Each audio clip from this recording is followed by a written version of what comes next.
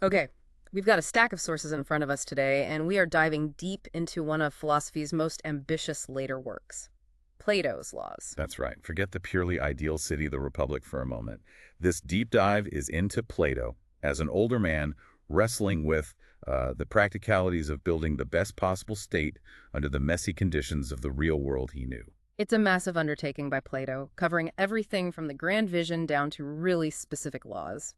Our mission is to cut through this extensive material and pull out the absolute must-knows, the key insights, the surprising details, and what it all means for understanding his later thought. Think of us as your guides through Plato's detailed blueprint for a well-ordered society, extracted from these pages you shared. So let's start with the context. The sources mention Plato is writing laws quite late in life, maybe 74 or older. How does that later perspective shape the tone and the content of the work? You feel it almost immediately. Compared to the vibrant energy of earlier dialogues, there's a certain melancholy here, perhaps. The text describes a view of humans as almost playthings of the gods and circumstances. It's a more grounded, maybe less optimistic starting point about human nature. Playthings of the gods and circumstances. That's a stark image. That mean it's a cynical work, then? Not at all. Not really. While acknowledging that struggle, there's also a deep, almost palpable care for the young and a profound emphasis on the importance of religion and reverence in the state. It's not giving up, it's trying to build something enduring despite the perceived fragility of human affairs. And the dialogue format itself reflects this grounded approach. We're not in a purely philosophical setting. It's a conversation between the Athenian stranger, Cleinias the Cretan, and Megillus the Spartan, walking to a temple of Zeus. They even note they're old men who will need to rest. Exactly. That setting, that mix of perspectives from different Greek constitutions, it allows the discussion to feel less abstract. They're literally on a journey. And the conversation feels like a journey through different traditions and challenges, all aimed at finding a practical path forward. Okay, you mentioned contrasting laws with the Republic. How do the sources describe the relationship between the two? They make it quite clear.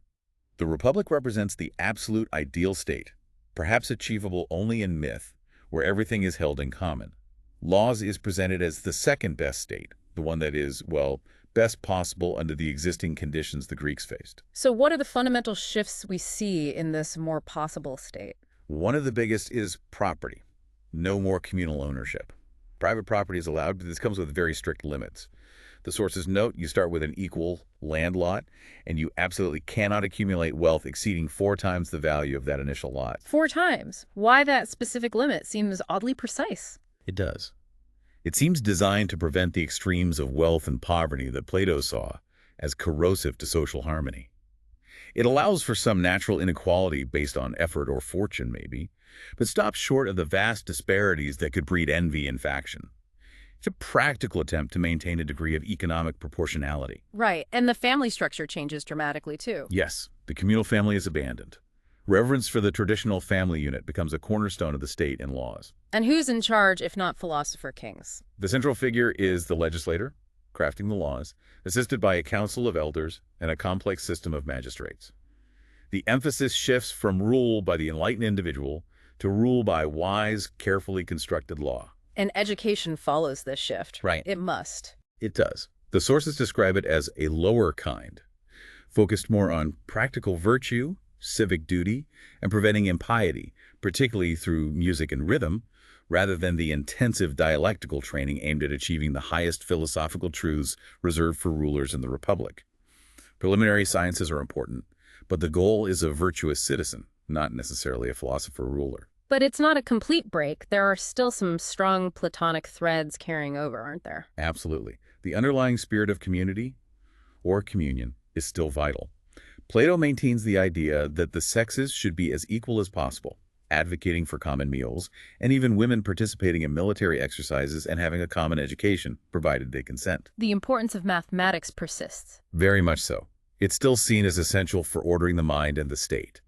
And Plato's critical eye towards traditional anthropomorphic Greek mythology remains, while still emphasizing reverence for ancient traditions and being willing to use morally uplifting fictions or myths to guide citizens. And that concern about leadership, the quality of rulers. That's a consistent theme. The need for guardians to grasp the unity of virtue, how temperance, justice, courage, and wisdom are interconnected, is still present. And there's the shared Platonic critique of the moral degeneracy often seen in the rulers of his day. One surprising idea that reappears is the virtuous tyrant concept. Feels a bit out of place in a system based on law. It is surprising, yeah. It's mentioned as a potential shortcut. The idea is, if you were incredibly fortunate to have a virtuous tyrant willing to collaborate with a wise legislator, you could rapidly institute good laws.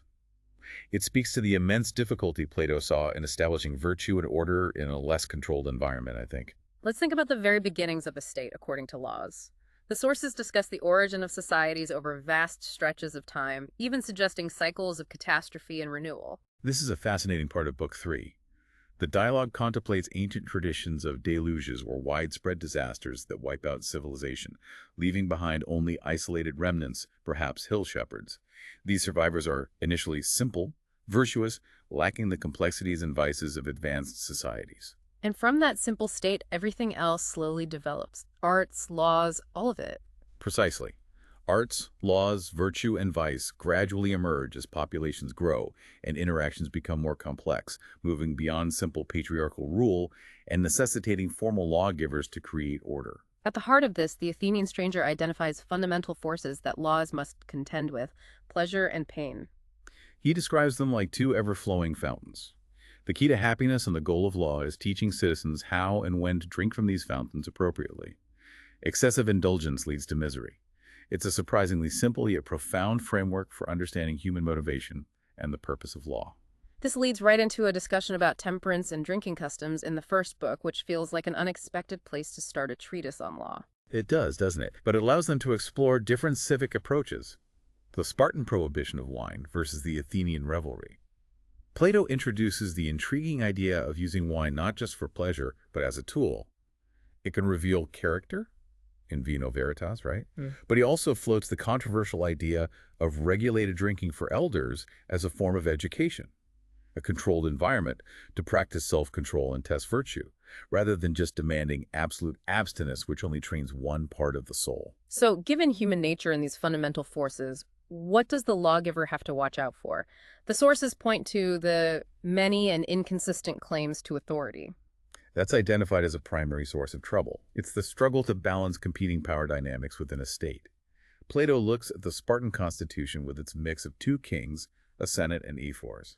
Those were elected magistrates who provided a check on the kings, as an example of how human wisdom can try to blend different elements to guard against the corruption of arbitrary power. So it's about mixing different sources of authority, creating checks and balances.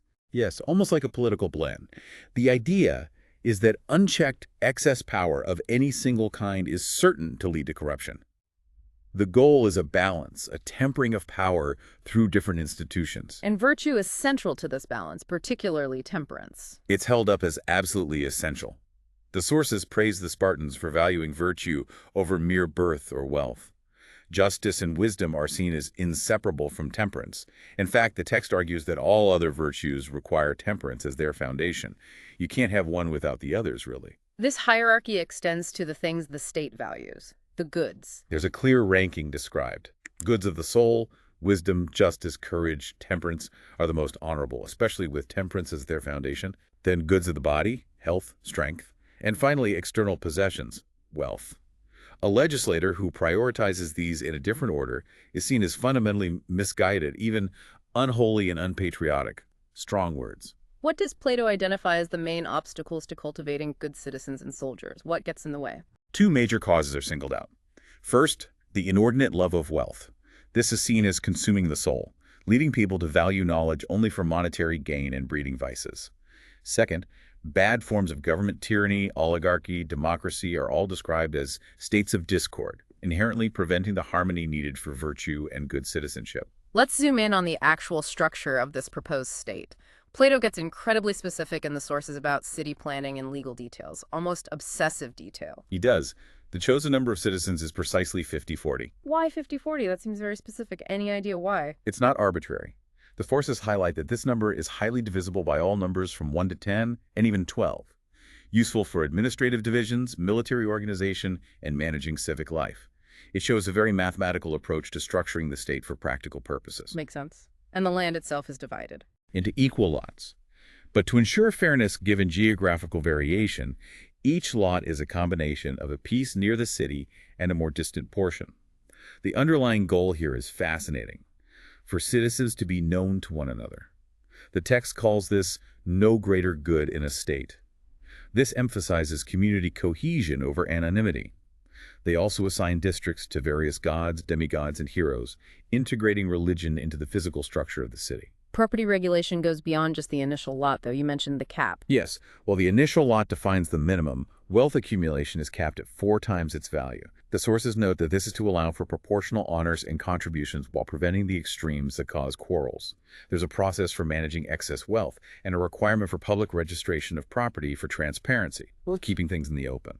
The laws themselves cover a wide range. What are some of the most notable examples mentioned in the text you reviewed? Well, the sources detail criminal offenses like sacrilege, treason, theft, and homicide, with different categories based on intent and severity, including purification rituals and invoking the terrors of the afterlife.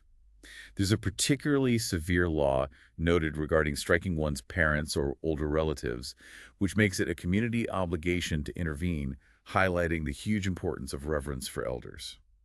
The rules around inheritance sound particularly controlling from a modern perspective, almost draconian. They are quite striking.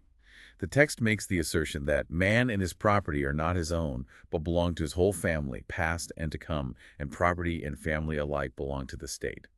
This is a profound statement on the individual's place within the collective.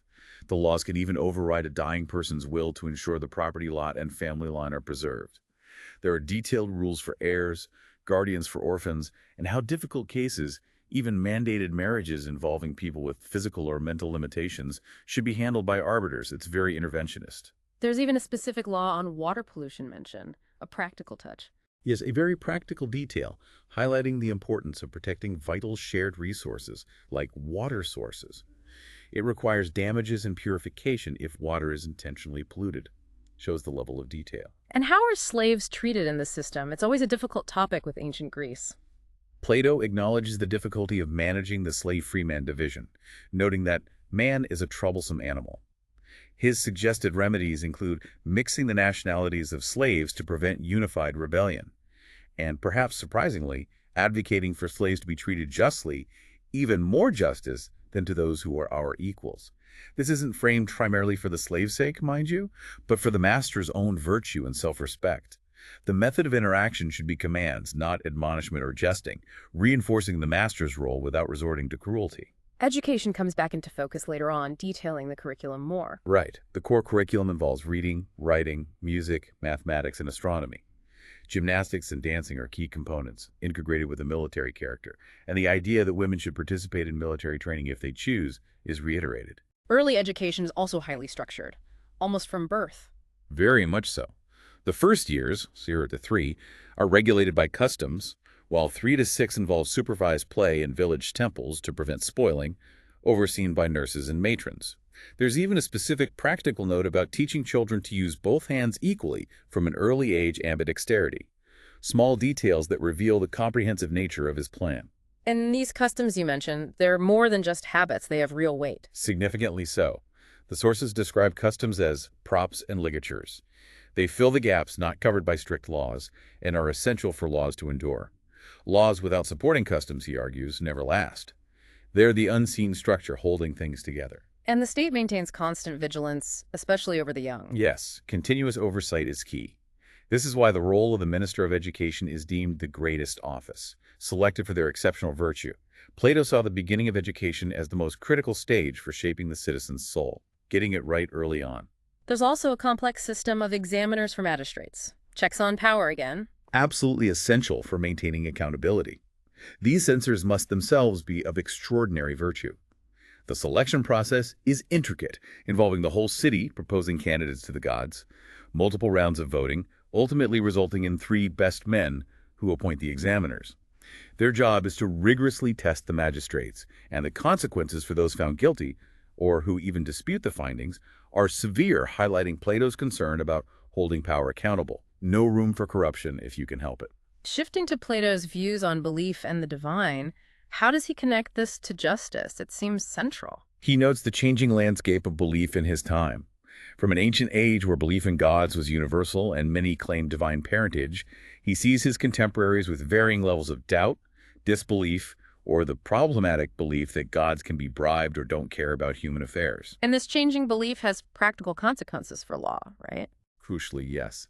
He contrasts his time with the mythical age of Rhadamanthus, where disputes could be settled purely by oath because universal belief made perjury unthinkable.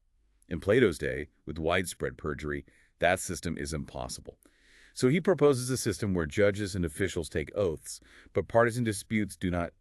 When the potential gain from a false oath is high, a practical adaptation to the decline in religious conviction.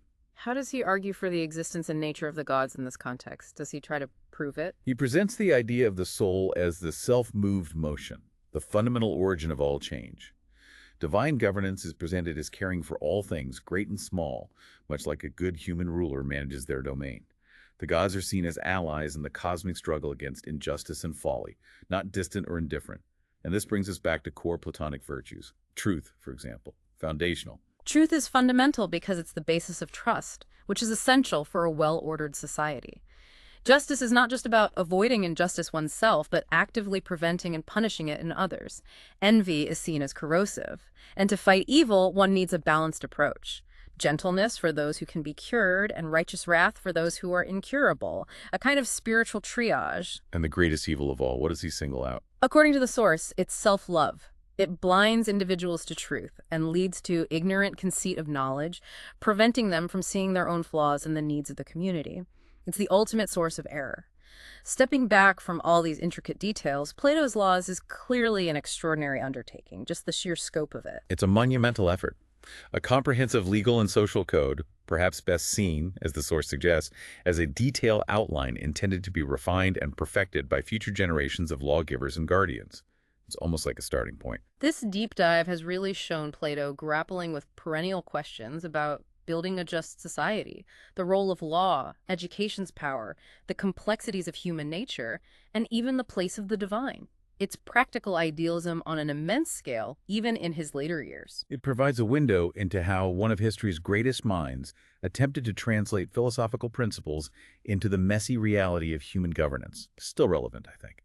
And after exploring all this, there's so much to ponder. We've touched on his later perspective, the comparison to the Republic, the foundations of his city, the challenges of power and human nature, the specific structure and laws, the critical role of guardians, and the connection between justice, belief, and the divine. A truly rich text that continues to challenge and inform.